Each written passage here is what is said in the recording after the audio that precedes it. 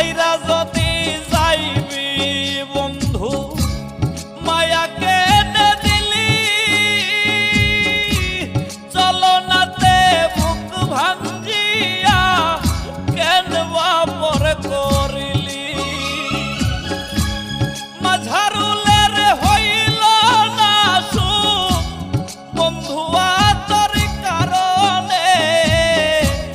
প্রতারণার হইব বিচার আসরের ময়দানে রে বন্ধু প্রতারণার চাইব বিচার আসরের ময়দানে কোন সে দোষে দুঃখ দিলে